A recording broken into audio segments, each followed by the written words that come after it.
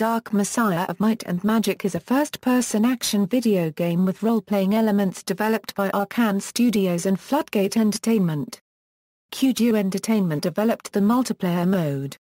The player controls Sareth, the apprentice of the wizard Phenrig, after he is sent to the city of Stonehelm to accompany an expedition trying to retrieve a powerful artifact known as the Skull of Shadows.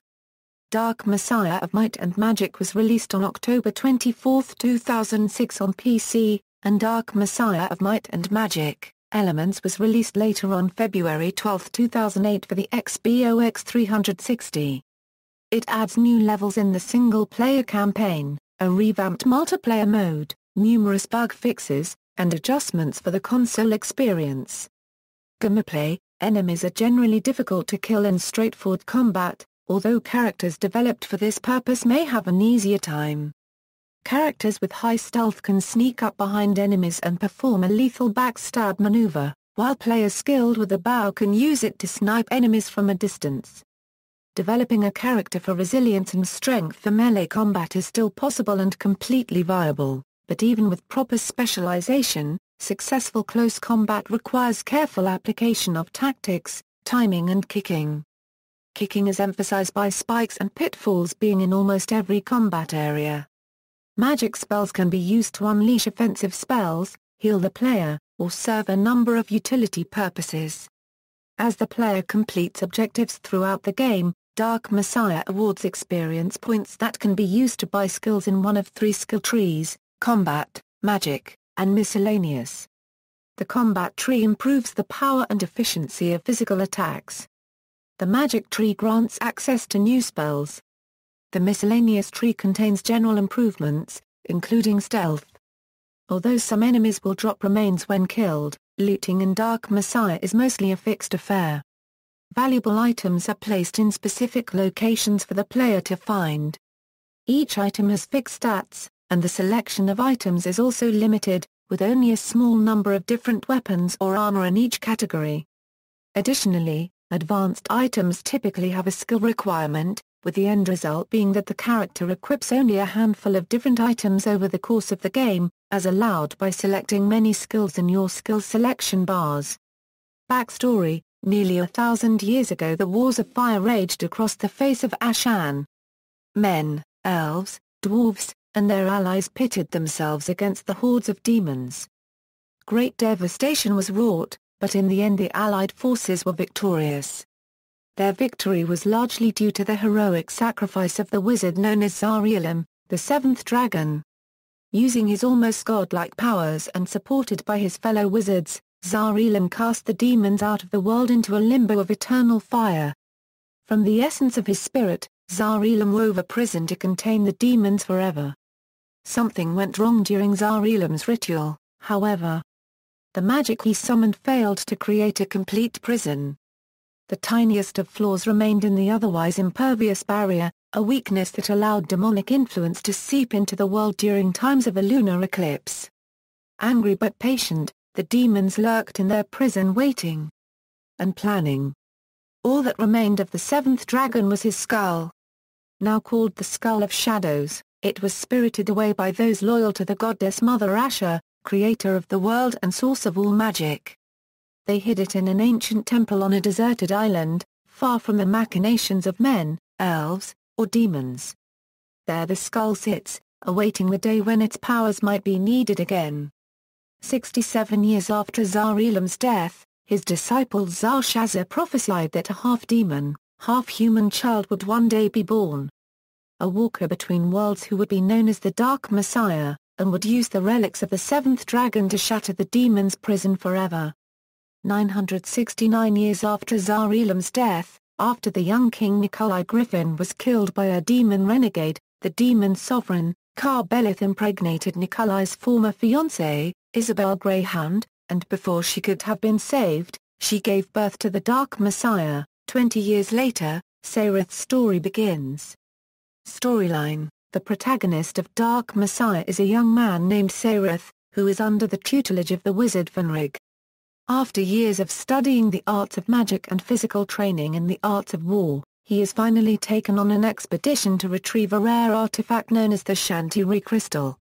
After finding the crystal and disposing of the would-be rival expedition, Sareth is tasked to bring the crystal to an associate of Phenrig's, the wizard Menelag, who is also the lord of the city of Stonehelm. Menelag and Phenrig have certain mutual interests that involve finding an artifact called the Skull of Shadows. Menelag apparently is unable to continue his search without the crystal. To guide him on his way, a spirit named Zana will reside in Sareth's mind.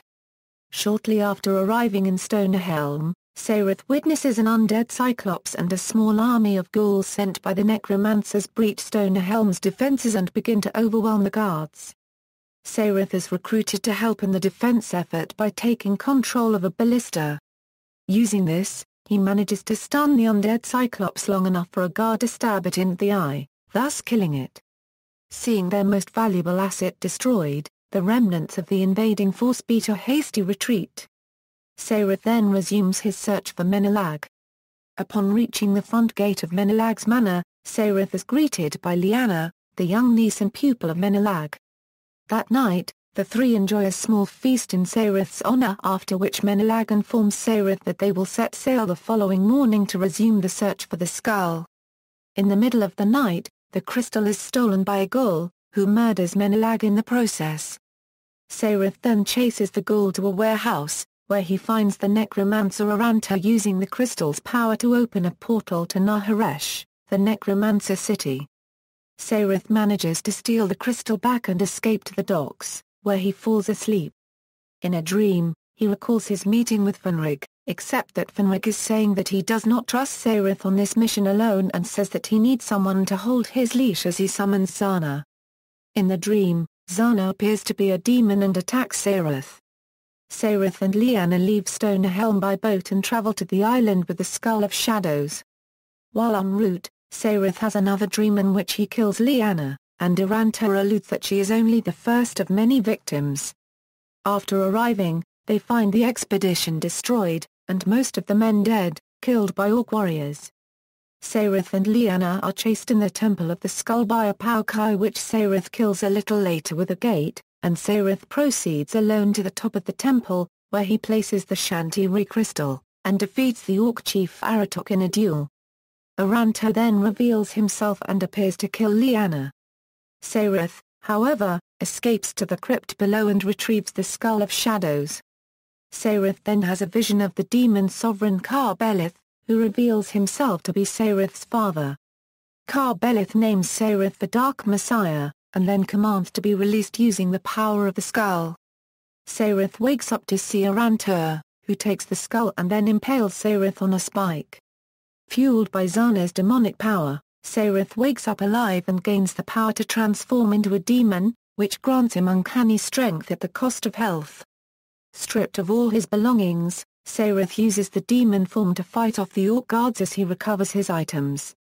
He manages to leave the island and returns to Stonehelm. Once there, he takes the portal to Naharesh. There, Sareth witnesses Lyanna, who is still alive, being thrown into a spider pit. Saving Lyanna is optional, but impacts the possible endings that the player may receive. Regardless of the player's choice, Sareth discovers Aranta's plans to sacrifice the entire population of Stonehelm in order to permanently seal Kar-Belith's prison. Sareth then returns to a besieged Stonehelm, fighting alongside the remaining human resistance. If Lyanna was rescued in the previous chapter, Sareth may visit the sanctuary in order to purge Zana from his body.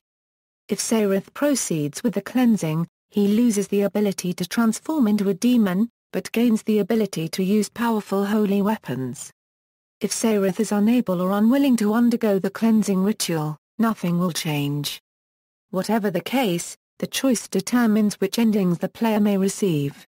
In the ancient necropolis over which Stonehelm was built, Sareth is eventually reunited with Lyanna.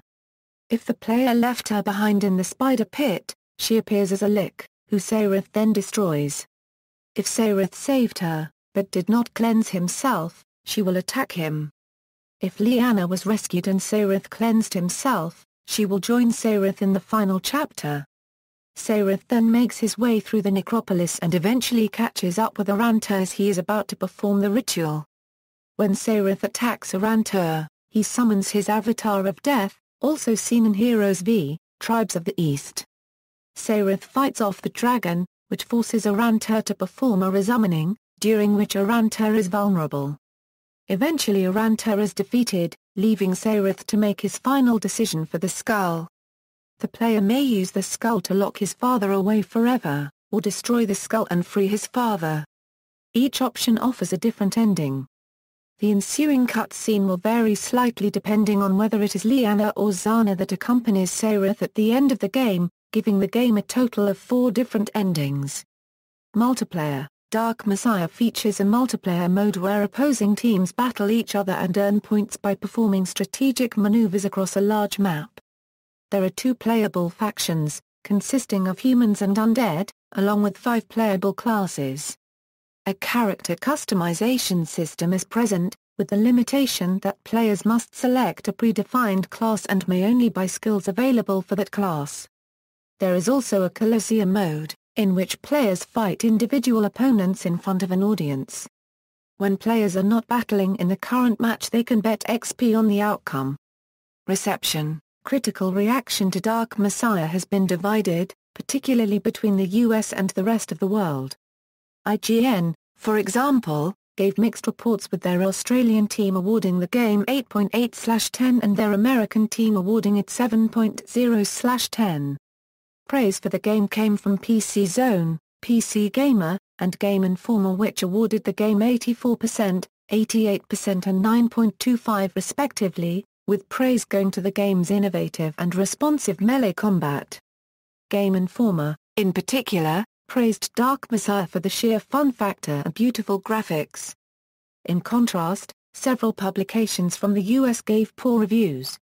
GameSpot gave the game a review score of 6.7/10, stating that it had many technical issues, repetitive gameplay, predictable story, and poor multiplayer.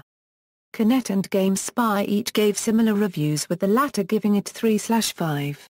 1UP.com gave the game only 4/10, criticizing the over-reliance on using the kick as a weapon and dubbing it The Adventures of Sir Kixalot Deathboot in the Land of the Conspicuously Placed Spike Racks.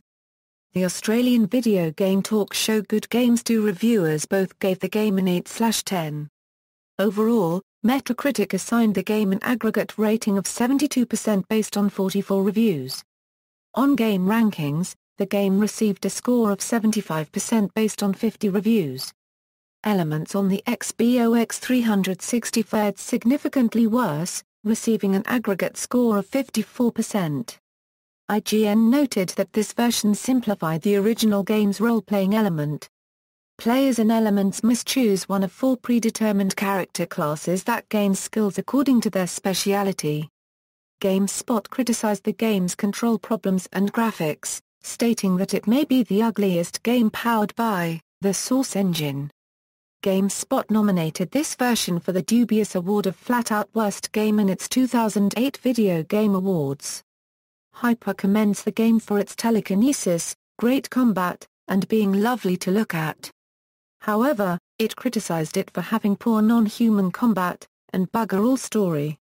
Versions. Despite having received a not under 18 rating from the USK, Ubisoft announced that the 2 German versions of Dark Messiah will contain some changes from the internationally released version.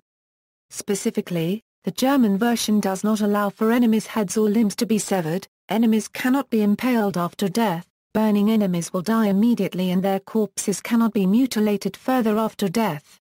Ubisoft separately released a limited edition international version of the game which is identical to the version of the game released in most other countries, and which was also released in Germany. However, since then the Bundesprüfung Court has declared, after an examination in February 2008, that the uncensored version of the game, though heavily relying on melee combat and displaying violent content, is not harmful to minors, as equal importance is laid on the setting in a fantasy world and the elaborated storyline. In a second attempt, the original version secured a not under 18 rating with the USK, though this now rated version has yet to be released in Germany. Sequel. In an interview with Dutch game site Gamer NL, Might and Magic creative director Erwin Le Breton mentioned they are discussing a possible sequel to Dark Messiah. However, Arkane Studios has left Ubisoft and the Might and Magic team is still searching for a new studio to take over the sequel. References. External links, official site, Dark Messiah of Might and Magic at Game Rankings, Dark Messiah of Might and Magic at Metacritic.